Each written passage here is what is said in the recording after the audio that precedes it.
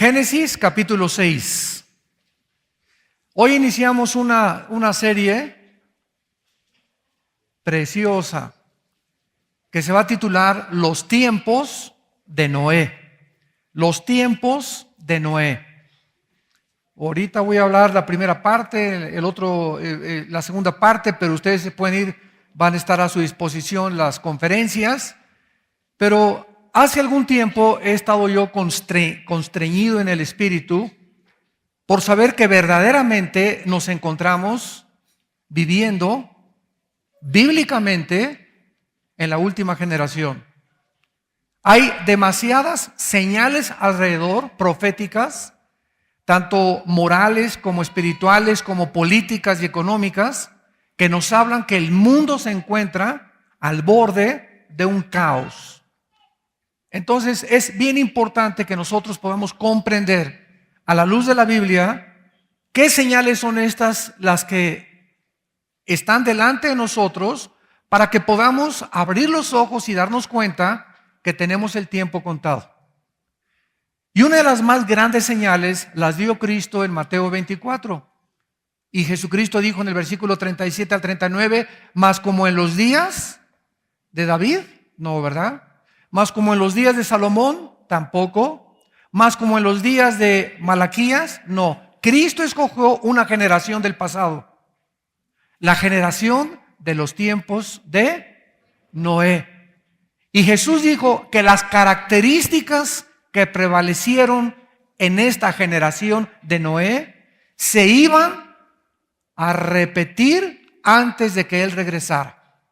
Entonces vamos a comenzar a regresar a los tiempos de Noé, desde el capítulo 5 hasta el capítulo 9, que va a cubrir esta serie, para que analicemos a través de la Biblia cuáles fueron las características y por qué Dios tuvo que sumergir al mundo en un diluvio universal. Un diluvio que está comprobado por la arqueología y la antropología. En las montañas más grandes del mundo se han encontrado yacimientos coralíferos de que el mundo estuvo efectivamente sepultado bajo las aguas en un tiempo del pasado. Así pues, vamos a leer Génesis 6 del 1 al 4 en primer lugar y después Mateo 24, 37 al 39, que van a ser la base teológica del desarrollo de estas conferencias. Dice Génesis 6, aconteció que cuando comenzaron los hombres a multiplicarse sobre la faz de la tierra y les nacieron hijas, que viendo los hijos de Dios, que las hijas de los hombres eran hermosas, tomaron para sí mujeres, escogiendo entre todas. Y dijo Jehová, no contenderá mi espíritu con el hombre para siempre, porque ciertamente él es carne, mas serán sus días 120 años. Había gigantes en la tierra en aquellos días, y también después que se llegaron los hijos de Dios a las hijas de los hombres, y les engendraron hijos, estos fueron los valientes que desde la antigüedad fueron varones de renombre. Y en Mateo 24, versículo 37 al 39, Jesucristo dice estas palabras, mas como en los días de Noé, así será la venida del Hijo del Hombre. Porque como en los días antes del diluvio, estaban comiendo, bebiendo, casándose y dando en casamiento hasta el día en que Noé entró en el arca y no entendieron.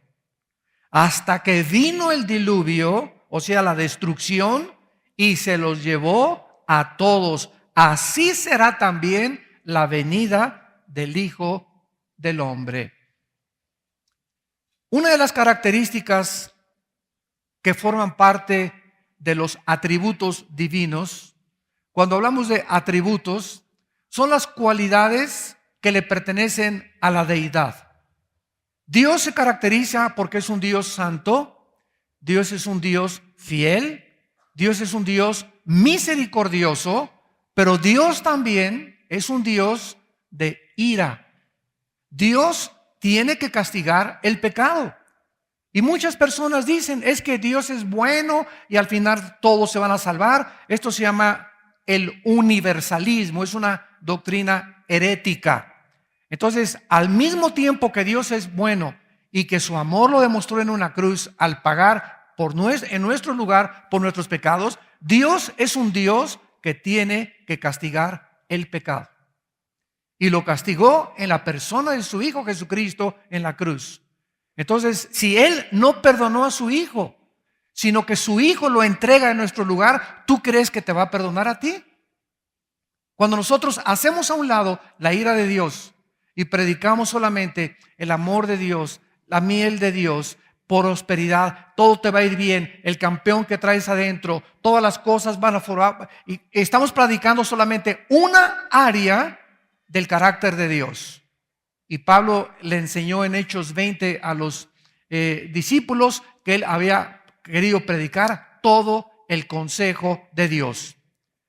El primer juicio que Dios envió a este mundo se conoce como el diluvio universal. Cuando el mundo se encontraba sumergido en las tinieblas totales, moralmente hablando, en una depravación moral y una rebelión abierta contra las leyes de Dios. Para poder entender claramente por qué Dios tuvo que sumergir la tierra, como lo va a volver a hacer ahora, en próximos años, pero ya no bajo el agua, sino bajo otras características, vamos a ver en primer lugar una profecía en Génesis capítulo 5, versículo 21, que se dio antes del diluvio. Y dice Génesis 5, 21, vivió Enoc 65 años y engendró a Matusalem. Enoc engendró a Matusalem, y ¿saben ustedes lo que significa la palabra Matusalem? Significa cuando muera será enviado el juicio. Apúntalo ahí. Matusalem significa cuando muera será enviado el juicio. En este hombre, Matusalem, estaba escondida una revelación profética, porque el mundo duraría mientras Matusalem viviera. Y vamos a ver más adelante que Matusalem es el personaje que más tiempo ha vivido desde la creación de Adán y Eva. Matusalem vivió 969 años. Y aquí está profetizándosele a Enoc, ¿verdad? Que cuando Matusalem naciera, esos 960, casi 1000 años de historia, fueron la paciencia de Dios para con el mundo antiguo. En el Nuevo Testamento encontramos otra profecía que está relacionada, que es como un eslabón para esta profecía de Génesis 5:20 en Primera de Pedro 3:20. Y dice, los que en otro tiempo desobedecieron, cuando una vez esperaba la paciencia de Dios en los días de Noé. Noten ustedes, los que en otro tiempo, ¿a quién se refiere? A los antidiluvianos, a los que vivieron antes del diluvio. Desobedecieron cuando una vez esperaba la paciencia de Dios. ¿A qué paciencia se refiere este versículo? Mientras Noé estaba preparando el arca, ¿cuánto tiempo estuvo Dios esperando para enviar este juicio terrible para aniquilar y destruir aves, bestias, reptiles, mamíferos, todos los habitantes del mundo que en ese tiempo vivían, y toda la vegetación y todos los animales? Esperó Dios 969 años. El año en el que murió Matusalem, comenzó el juicio a caer sobre el mundo. Ahora, nosotros tenemos que, como teólogos, ¿verdad? Y como personas que amamos la Biblia, tenemos que entender algo. Cuando Dios castiga a una persona, la tiene que castigar en base a lo que esa persona ha hecho. Pero hay una cosa muy importante que tenemos que aprender. Dios nunca te va a castigar si antes no te advirtió que te iba a castigar. Dios nunca va a disciplinar tu vida si antes Dios no te habló a través de tu mamá, a través de tu papá, a través del pastor, a través de la Biblia, a través de alguna forma en la que tú estabas viviendo en pecado. Y cuando tú mantienes esa actitud de querer seguir en ese camino del pecado, es cuando entonces, cuando menos lo espera, cae sobre tu vida el hacha del juicio. Y cae sobre individuos, cae sobre familias y cae sobre naciones también y sobre gobernantes. La misma palabra paciencia nos indica que Dios trató con grande misericordia con la gente en los tiempos de Noé. En los debates que a veces tengo yo con ateos en la televisión o en el radio, siempre sacan los ateos los mismos argumentos. ¿Por qué Dios, si es misericordioso, mandó destruir a todas las tribus de Canaán? Oye, pero abro la Biblia, me dice un ateo, y veo que es un Dios que tiene las manos llenas de sangre. ¿Cómo es posible que haya mandado matar a los animales, a los leones, a todos los bestias, a los reptiles en tiempos de Noé, y que nada más hayan sobrevivido Noé, su esposa, sus 3 hijos y sus 3 nueras? 8 personas sobrevivieron en tiempos de Noé. ¿Qué clase de Dios es este? ¿Que no es un Dios de amor? ¿Que no es un Dios de misericordia? Sí, 1000 veces sí. Pero es un Dios de ira, es un Dios de juicio, porque el mal tiene que ser castigado. Entonces tenemos que entender nosotros el carácter de Dios, que cuando el mundo comienza a corromperse, es mucho mejor cortar de tajo los jitomates podridos. Y esto es un principio elemental. Si nosotros vamos a poner como ejemplo, fuéramos 10 familias, síganme con mucho cuidado, y sobreviviéramos a un naufragio de un barco, y cayéramos en una isla 10 familias. Y de repente estas 10 familias que somos en esta isla, vamos nosotros a formar una nueva sociedad. Vamos a formar una nueva estructura para poder institucionalizar un gobierno entre nosotros.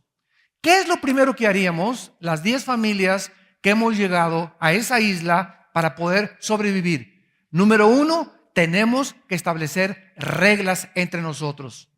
Tú no te metes con mi esposa, tú no me vas a robar, tú vamos a respetarnos entre nosotros, y la persona que no respete esto, si tú te metes con otra señora que no es tu esposa, o si tú matas a un hijo de ellos, te colgamos de la palmera más alta de la isla. Oye, pero eso está muy feo. ¿Cómo que te colgamos? Eso es la pena capital. ¿Sabes una cosa? Dadas las circunstancias, si no recurrimos a esta clase de castigo tan drástico, las demás familias no pueden sobrevivir. Cuando el barco, el Titanic, se estaba hundiendo, cabían cierto número de personas en cada lancha. Y entonces vemos nosotros en muchas películas y en la historia de este famoso transatlántico que se hundió antes de llegar a Nueva York, salió de Inglaterra, que en las lanchas llegaban muchos nadando y ya no los dejaban subir a la lancha.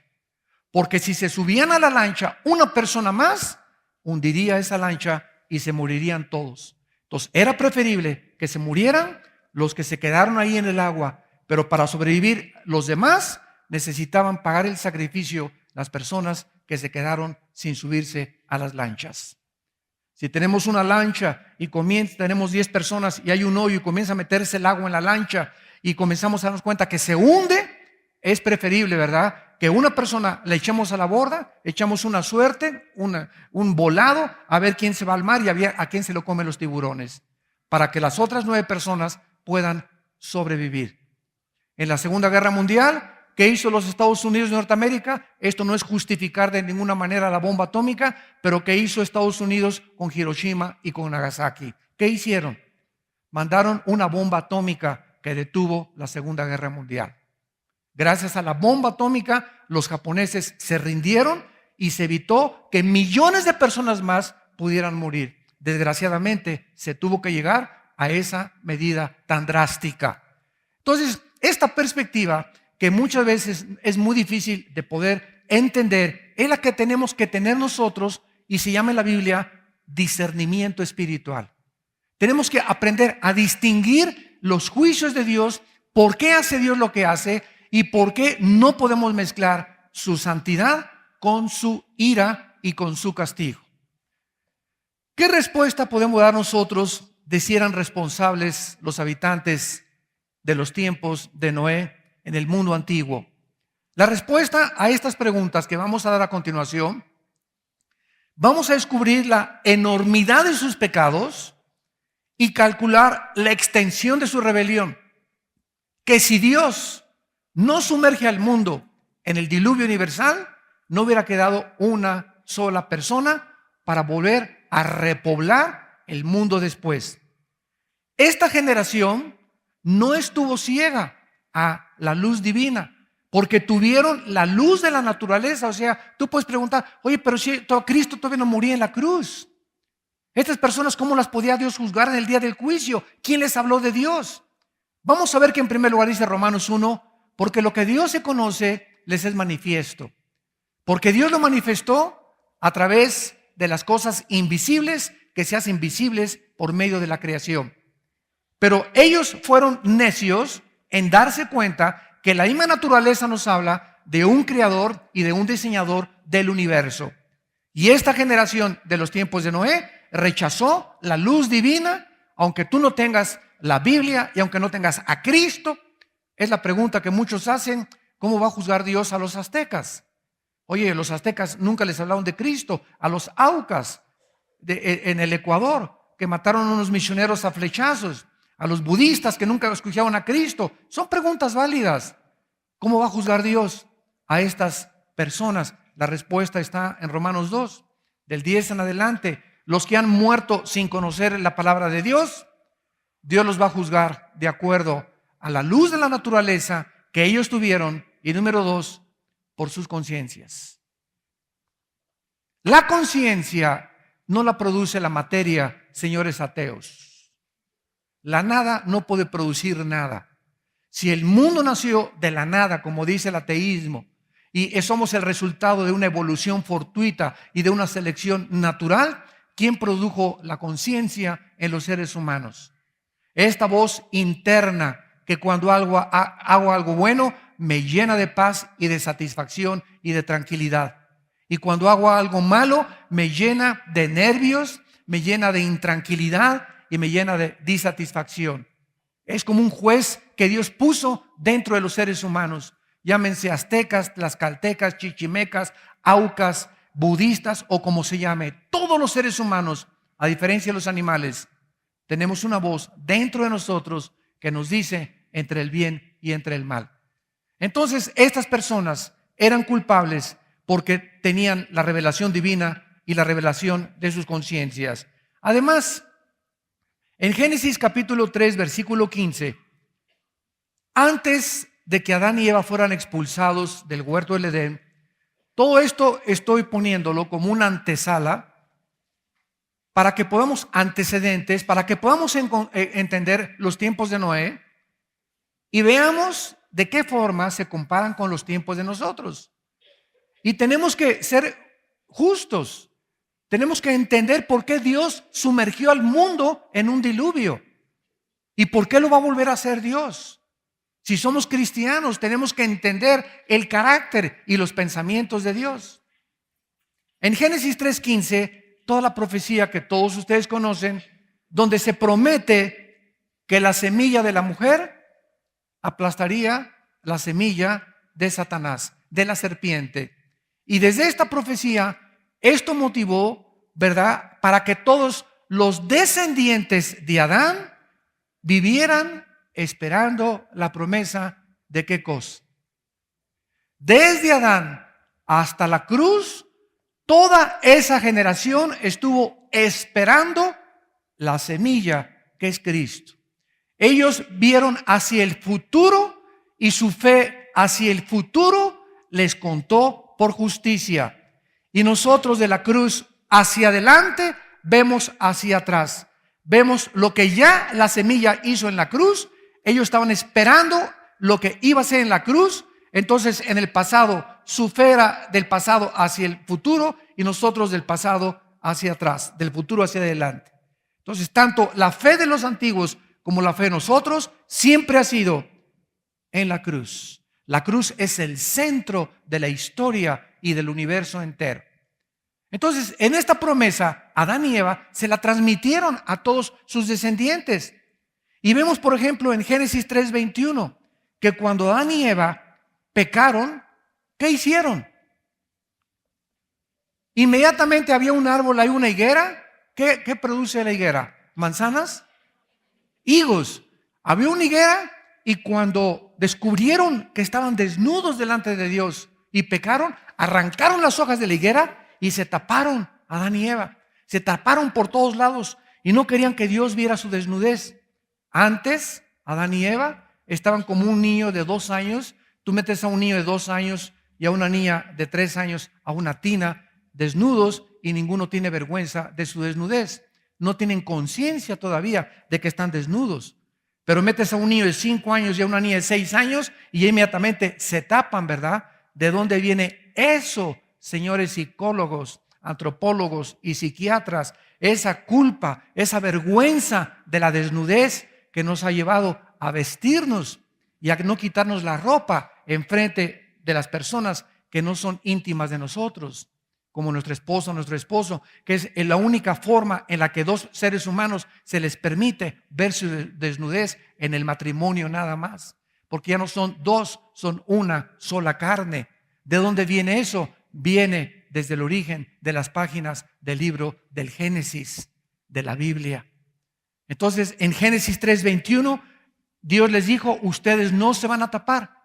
Y ese es precisamente el tapar nuestra desnudez, el sentirnos desnudos delante de Dios, lo que motivó y lo que impulsó el invento de las religiones. ¿Qué son las religiones? Sistemas inventados por los seres humanos para tratar de tapar su desnudez espiritual delante de un Dios santo. Entonces yo soy católico mientras el domingo me persine y mientras me ponga la ceniza el miércoles de ceniza y mientras tome mi comunión, salgo de la iglesia con las alitas como querubín. Y de lunes al sábado me porto como el hijo del anticristo. La religión es el permiso para pecar mientras cumplas con los ritos de tu religión. Y así todas las religiones, todas absolutamente sin ninguna excepción, enseñan el mismo proceder, las buenas obras y los sacrificios para ser aceptados por Dios. Entonces vemos que desde el Génesis 3:21 a la primer pareja, Dios establece que Él es el que nos iba a cubrir. Y entonces les quita las hojas de higuera a Dios, a Adán y Eva, y Dios mata a un animal. Es la primera vez que aparece en la Biblia la muerte de un animal inocente. Ese animal no tenía la culpa que lo mataran, pero Dios es el creador. Y si Él es el creador, Él dispone de llevarse a la otra vida o de quitarle la vida a cualquier animal, a cualquier paloma, a cualquier ser humano, porque Él es el que nos dio esa vida. Nosotros no tenemos ese derecho porque nosotros no nos creamos unos a los otros. Entonces Dios le quita la vida a un animal y que hay derramamiento de sangre. Y entonces Dios con la piel de ese animal le quita la piel y Dios los viste a Adán y Eva con las cubiertas de un animal. Dice G 3:21, y Jehová Dios hizo al hombre y a su mujer túnicas de pieles y los vistió. Y este principio corre toda la Biblia. Sin derramamiento de sangre no hay perdón de pecados. Hebreos 9:22. Si no hay derramamiento de la sangre de un inocente, no hay perdón de pecados. Ahora bien, cuando comenzamos a estudiar más profundamente la Biblia, llegamos a Levítico 17:11, donde hay una revelación extraordinaria de Dios. No comas sangre, porque la vida se encuentra en la sangre. La sangre es la vida de la carne. En otras palabras, esa palabra vida es la palabra hebrea nepej. Se escribe nepesh, que es la palabra que se le da para el alma. A ver, otra vez.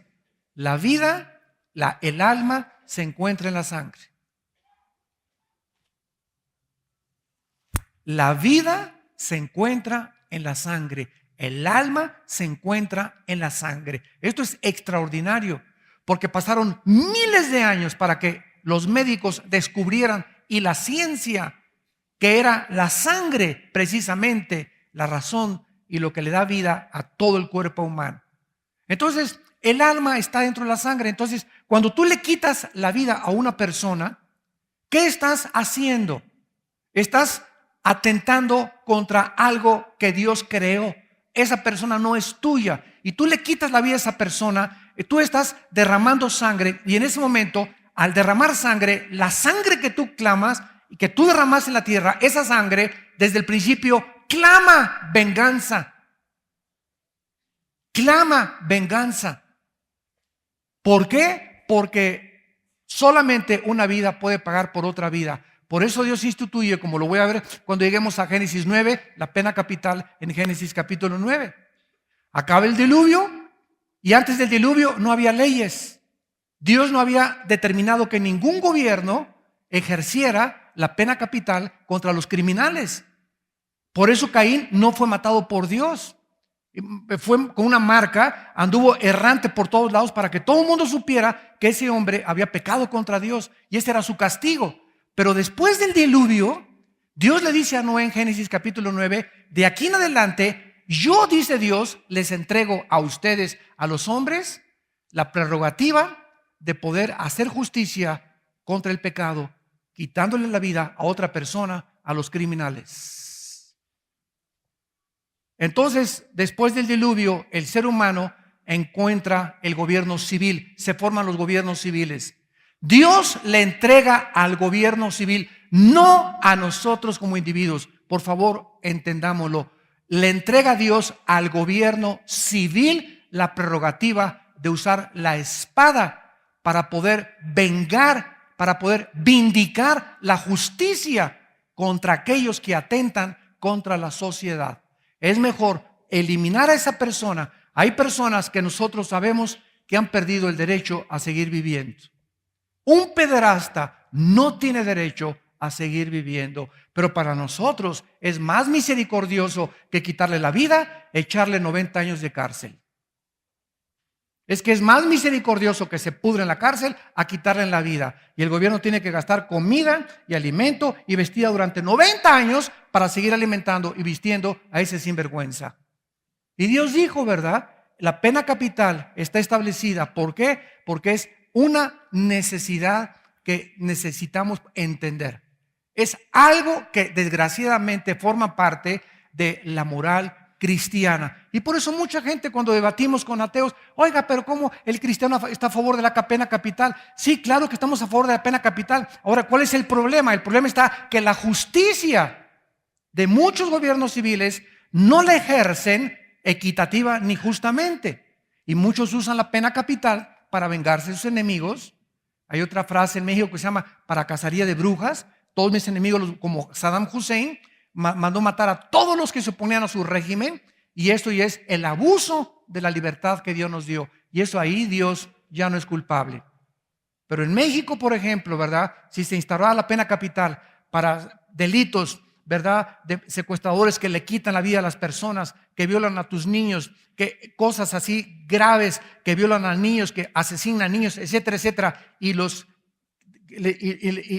ejecutaran, ¿verdad? México podría comenzar a desarrollarse y evolucionar, porque traería temor al crimen. ¿Sabes qué? Antes de secuestrarlo pienso 5 veces porque me cuesta la vida. Pero nosotros somos más misericordiosos que Dios, y nosotros creemos que mejor 70 años de cárcel, que nunca los cumplen, el próximo gobierno que venga los saca de la cárcel. Entonces creemos nosotros que somos más misericordiosos y que somos crueles cuando estamos a favor de la pena capital, porque no entendemos que la única forma de que una vida pague por otra vida es con su vida. Ese es el principio de la pena capital. Tú le quitas la vida a otra persona, ¿cuánto crees que vale la vida de esa persona que le quitaste? 50 años de cárcel. ¿Tú crees que con 50 años pagas el valor de un alma? No. 70 años. ¿Cuántos años te gustan para creer que puedes pagar el valor del alma a la que tú le quitaste la vida? Entonces, como es incalculable, la única forma que lo podamos entender es poniendo en la balanza. Una vida solamente se quita con otra vida. Es tu vida la que va a pagar por la otra vida, para que tú puedas entender la dignidad que tiene el alma humana delante de Dios. Pero eso lo vamos a ver cuando lleguemos con más detalles a Génesis capítulo 9, después del diluvio. Entonces Dios establece la forma en la que Él iba a perdonar el pecado, a través de la muerte de un inocente.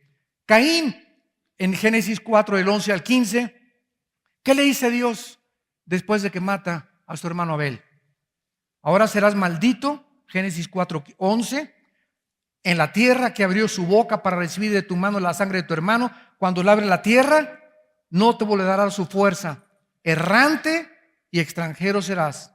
Caín dijo, versículo 13, Génesis 4, grande es mi castigo para ser soportado. O sea, Caín hubiera preferido que le quitaran la vida a vivir errante toda su vida, con una marca tal vez en la frente, donde todos los demás pobladores que continuaron poblando la tierra vieran, ese es el que mató a su hermano. Estaba viviendo para sufrir vergüenza durante toda su vida. Y esto fue precisamente, en pocas palabras, las generaciones que iban a seguir después de Caín, como consecuencia del pecado, estaban advertidas que nadie lo podía matar, que lo tenían que dejar vivir, porque era precisamente su castigo, vivir errante y no morir en manos de nadie, cosa que él hubiera preferido totalmente. Entonces vemos cómo se iba transmitiendo. Adán, lo que hicieron ellos se lo transmitieron a sus hijos, a Enós, a Set, a todos, y se fueron transmitiendo. Dios es un Dios que exige el derramamiento de sangre, y cuando Caín y Abel, Dios les pidió una ofrenda, ¿por qué Dios condenó a Caín? ¿Recuerdan ustedes en Génesis 4 que llega Abel y le ofrece a Dios un sacrificio, lo mejor de sus ovejas? Y llega Caín y le ofrece a Dios el fruto, el sudor de su frente, el fruto de su trabajo. Le trae hierbas, le trae fruto, le trae cosas que Dios no había pedido.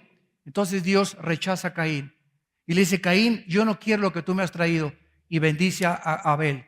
Y cuando Caín es rechazado, se enoja, con muchos pecadores actualmente, cuando Dios les dice, no es la forma que yo quiero que me adores, no es yo te adoro como yo quiero, rechazan la forma que Dios ha determinado, y entonces se enoja contra Dios, y Dios le dice, si tú sigues insistiendo y te amargas, la amargura va a ser tu propia autodestrucción. Se amarga Caín, Dios no lo mata y vive errante durante el tiempo de toda su vida. Y toda la gente tenía que saber, mis padres Adán y Eva, mis abuelos o tatarabuelos, nos enseñaron que teníamos que, para acercarnos a Dios, es a través de un sacrificio. Número 2, nosotros no vamos a establecer la forma de acercarnos a Dios. Él determinó cómo nos acercábamos a Él. Y número 3, la paga del pecado es la muerte. Caín, uno de nuestros ancestros, ha recibido este castigo para que no andemos jugando con Dios. Y llegamos nosotros a la predicación de Noé en capítulo 5, que es nuestro personaje. Porque en Judas, capítulo 14 y 15, antes de Apocalipsis está Judas, Enoc, dice Judas, que predicó antes del diluvio y anunció la venida del Mesías, que esa semilla prometida a Adán y Eva iba a venir. Y después Noé se le llama en 2 de Pedro 2:5 pregonero o heraldo de justicia. Noé estuvo predicando casi más de 120 años a la generación. Cambien su manera de pensar. ¿Qué es la palabra arrepentimiento? Si no sabías, la palabra arrepentimiento significa cambiar tu manera de pensar. Eso es lo que es arrepentirse.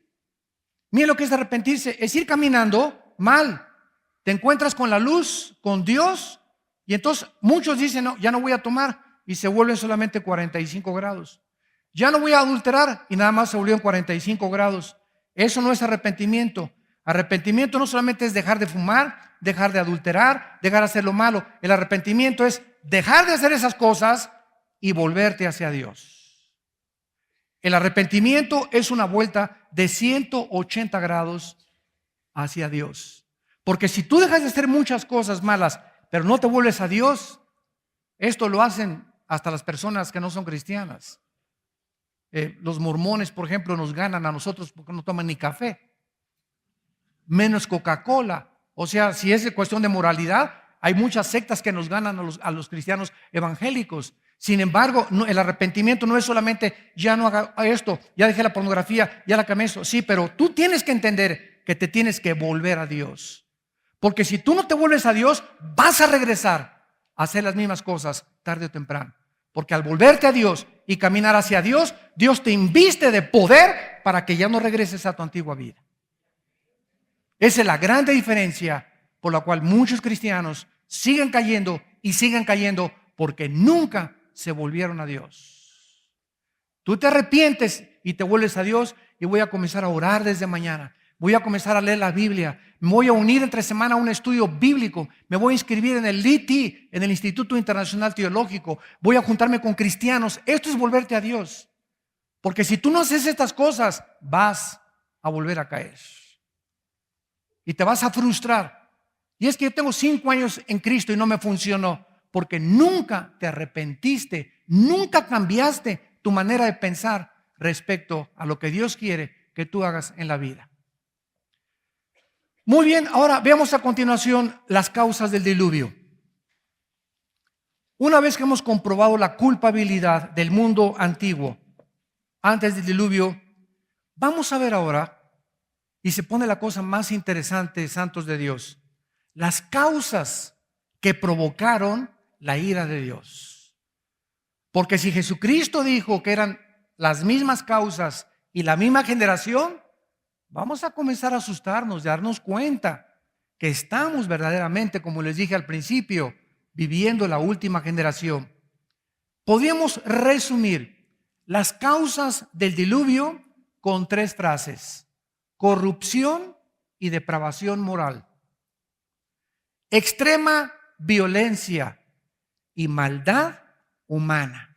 Veamos estas 3 frases en Génesis capítulo 6.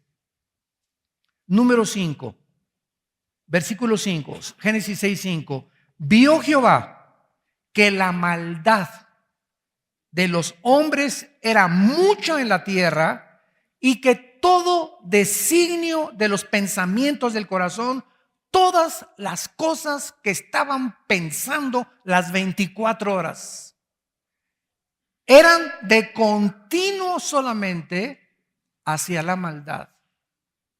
¿Se parece nuestra generación a la generación de Noé? ¿Es posible que el mundo haya llegado en los últimos 20 o 25 años al grado de comenzar a ver en los periódicos y en los medios de comunicación niños asesinos? Antier, un niño de 6 años lo iban a condenar porque estaba haciéndole proposiciones sexuales a una niña de 4 años.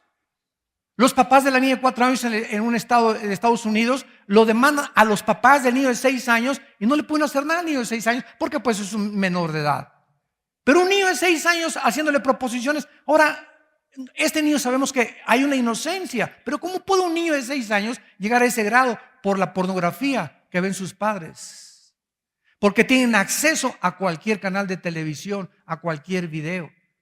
Niños de 14, 15 años que se arman con R-15 y con rifles Bushmaster automáticos y llegan a la escuela y comienzan a matar a todos los estudiantes. Y que planean a los 12, 13, 14 años estos crímenes. Se calcula que en España el 80% de la gente vive bajo la depresión tomando pastillas tranquilizantes. España es ahorita el país donde más tranquilizantes se consumen en el mundo. Se calcula que el 55% de los latinoamericanos viven en continua depresión. En continua depresión. En Estados Unidos es el 65% ya, de acuerdo a las estadísticas de la Organización para la Salud. Vive la gente deprimida, o sea, frustrada. No salen las cosas como tú quieres y los jóvenes están, el aumento del suicidio entre menores de entre 18, y 25 años ha aumentado 70% en América, incluyendo Estados Unidos, México y Latinoamérica. 70% el aumento de suicidios de menores de 25 años. Ya no quieren enfrentar el mundo que estamos viviendo. Se sienten con demasiadas cargas, demasiados problemas, demasiada hipocresía, demasiada maldad. Estos roban, el Papa roba, los gobernantes roban, mis padres son los mentirosos, son los hipócritas, que Cristo ni que nada. No tengo un ejemplo a seguir, no tengo una bandera que levantar y prefieren escaparse de esta vida huyendo de la realidad. El mundo de las drogas es un mundo que los lleva a escaparse de la realidad. ¿Qué es una droga? Es algo que te hace evadir la realidad, no enfrentar la vida en tus 5 sentidos. El alcoholismo, la borrachera, las drogas, pastillas tranquilizantes son medios para salir y escaparnos del mundo que nos rodea, donde todo parece negro, tinieblas, no se ve una esperanza, una luz, y nosotros somos la luz del mundo. ¿Dónde estás brillando, cristiano que me escuchas? ¿Brillas en tu trabajo? ¿Brillas en tu familia? ¿Brillas en tu escuela con tus demás amigos? ¿Cuántas amigas tuyas se están embarazando? ¿Y cuántos muchachos se están matando? ¿Y cuántas familias se están divorciando? Y tú viviste con esas personas hace 2 o 3 años y nunca les hablaste de Cristo. Nunca los trajiste a la iglesia. Nunca los llevaste a un desayuno porque vivías solamente por el afán del mundo y el engaño de las riquezas. Ahogó la palabra y se hizo infructuosa en tu corazón. Y es el mundo que estamos viviendo que se parece a los tiempos de Cristo. Y dice el versículo 11 al 13 de Génesis 6, y se corrompió la tierra delante de Dios. Y esta palabra sachat en el hebreo, que se usó aquí más de 3 veces, corrompió, sachat, significa corrupción, pero en el área moral. O sea, hubo una depravación sexual tan grande, que lo vamos a ver más adelante en los tiempos de Noé, que dice la Biblia que esto provocó que se llenara de violencia. ¿Se parece a nuestro mundo? ¿Cuánta violencia hay en México? En los países sudamericanos. Guerrilleros, secuestros, asesinos, ladrones, aumenta la violencia. Estamos en un mundo donde estamos temblando en el Medio Oriente, entre Siria, millones de personas muertas con gases químicos y guerra por acá y guerra por allá, y un país amenaza con la bomba atómica al otro, etcétera, etcétera, y Corea del Norte amenaza de eliminar a Corea del Sur si no se unen con ellos, y unas islas que están peleándose los japoneses con los chinos, etcétera, etcétera, y por todos lados vemos un mundo en conflicto, los seres humanos unos contra otros, la violencia permea continuamente nuestras calles. Protestas contra el gobierno, contra la autoridad, hijos contra los padres, enfermeras, maestros, todo mundo está levantando la bandera. Queremos justicia. No queremos someternos al gobierno, no queremos someternos a la autoridad. ¿Qué democracia? Mentira. ¿Cuál democracia? Si tuvieras y amar la democracia, te sometes y aceptas la decisión de la mayoría. Cuando un partido rechaza lo que 2 partidos acaban de apoyar, eso se llama democracia. Ir en contra, mejor yo me voy a un país donde no haya democracia. Pero si vivo en un país donde hay las leyes democráticas que gobiernan una república, me tengo que someter aunque me enchine el cuero y aunque se me haga así los intestinos por dentro, porque yo no quisiera que se aprobaran esas leyes, me tengo que sujetar porque vivo bajo una república democrática.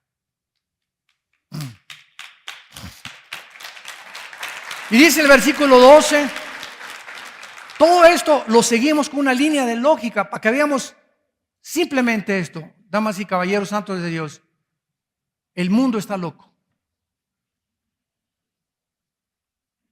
Estamos viviendo un mundo de insanidad mental, donde no hay convicciones ya ni políticas ni filosóficas. No hay convicciones. Se van con el mejor postor.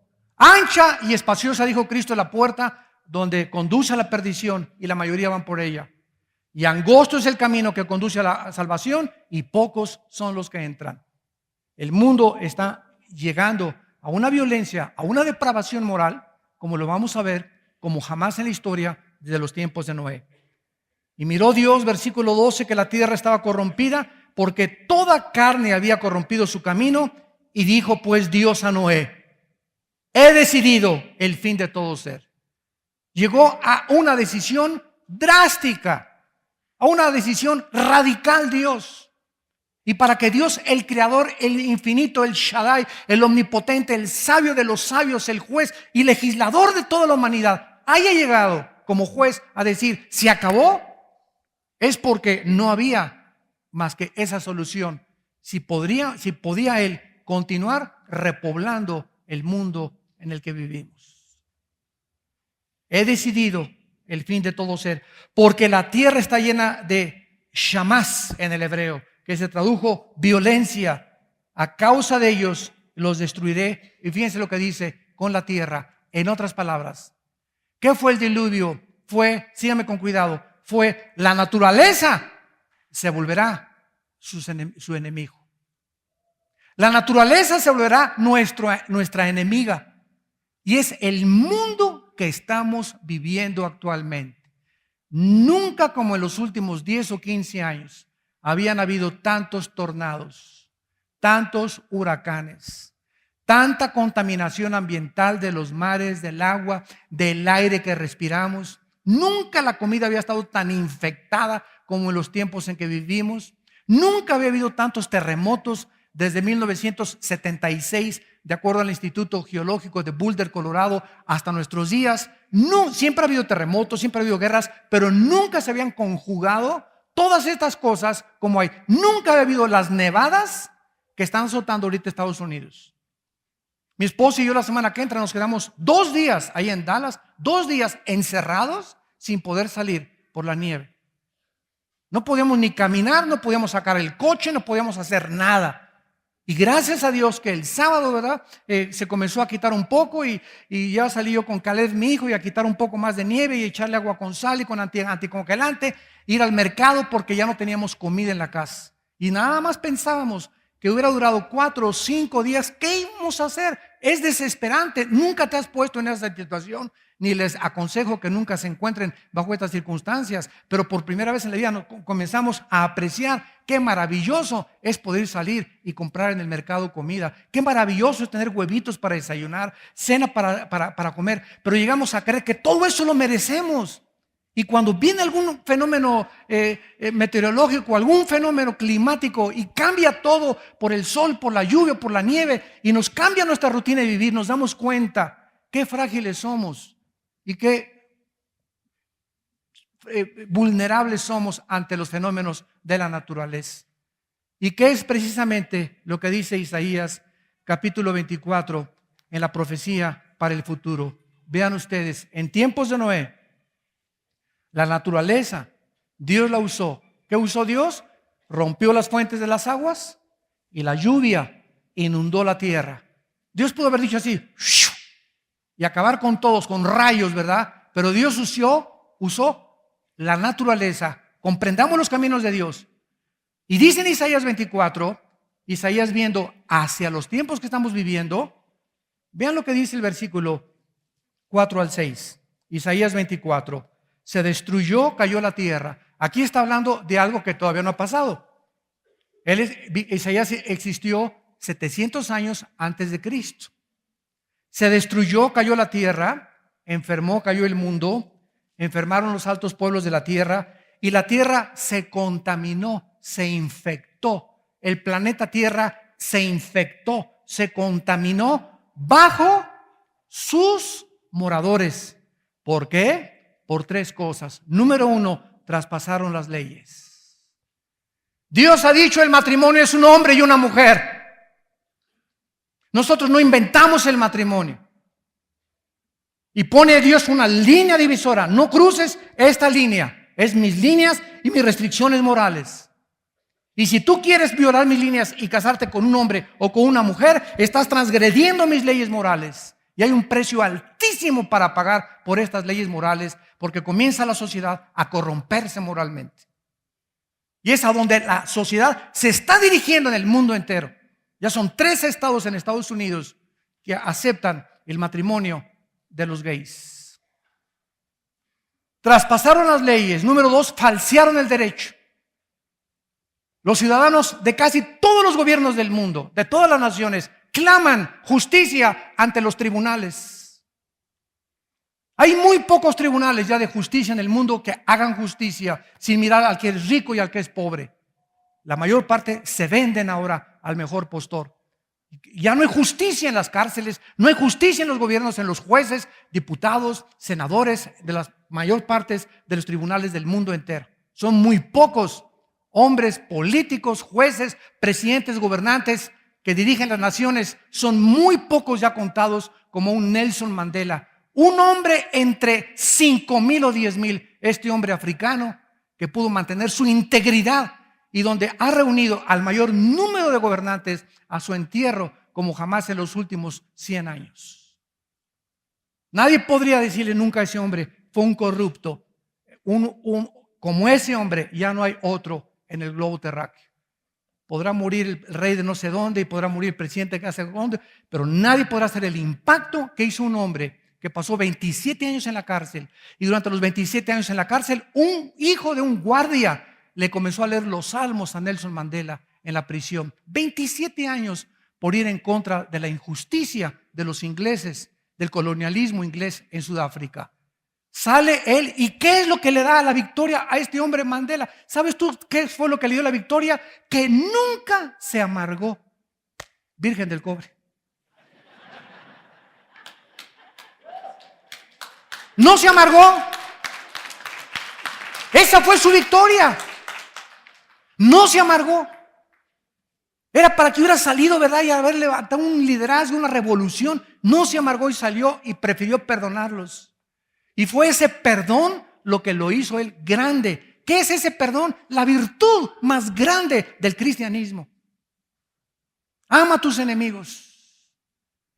Y al que 70 veces te ofende, perdona los 70 veces.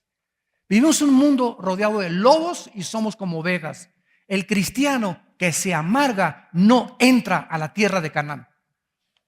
Y ahí te quedas dando vueltas en el desierto y vueltas, y tienes 15 años y 20 y 30 años, pero tu amargura te impide entrar a las promesas y a la herencia de Dios que tiene para tu vida, tus hijos y tu familia y tus herederos.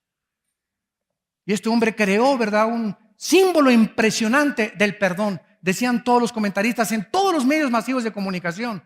Ojalá que en el Medio Oriente también, ¿verdad?, los palestinos y los iraníes aprendieran a perdonarse. Si se perdonaran en el Medio Oriente, sería la solución del problema del Medio Oriente.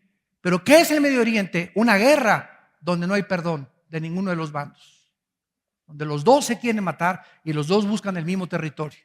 Y esto es lo que ha hecho que el mundo lo pongan y lo incendien para estar al borde de una tercera guerra mundial. Estas cosas, dice Isaías, por causa de esta maldición, versículo 6, la maldición consumió la tierra. La maldición consumió la tierra y sus moradores fueron asolados. Por esta causa fueron consumidos los habitantes de la tierra y disminuyeron los hombres.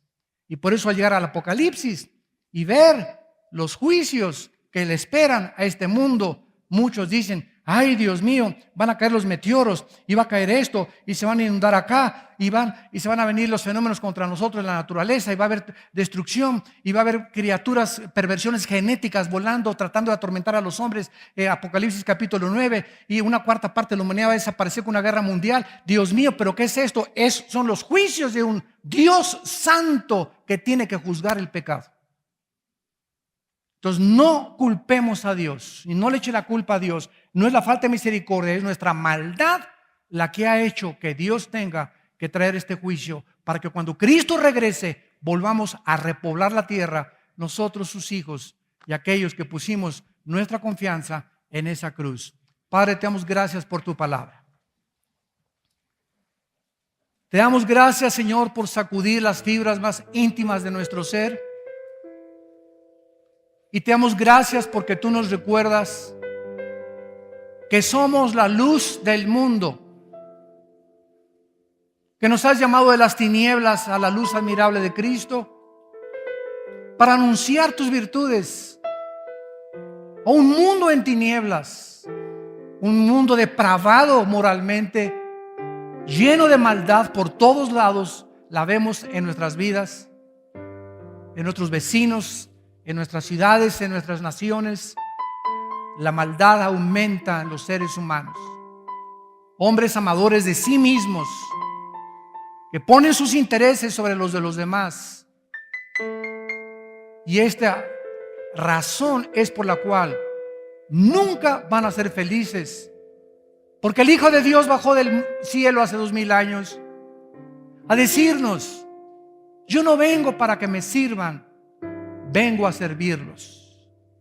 Es en servir y en vivir por los demás, en perdonar 70 veces 7 a los que nos hayan maltratado, ofendido, calumniado, perseguido y traicionado. Es el perdón lo que nos da la victoria, porque no son nuestras armas las armas del mundo. Tenemos las armas de la luz, que es el amor y el perdón a nuestros enemigos. Bendecimos y perdonamos a todos nuestros enemigos, Señor. A los que hablan, calumnian, dicen, Dios, mantengámonos nosotros firmes, levantando tu bandera de la justicia, de la santidad y de la verdad, y llamando al mundo al arrepentimiento, porque tus juicios ya no tardan en comenzar a caer sobre este mundo depravado que ha rechazado tus leyes y ha querido vivir para sí mismos. En esta mañana, si tú quieres invitar a Cristo a tu vida, si tú has venido como un invitado a esta conferencia tal vez, o no estabas seguro de que Cristo es real, hazlo una realidad diciéndole estas palabras en tu corazón: Señor, te pido perdón por mis pecados. Creo que en la cruz pagaste con tu sangre por ellos.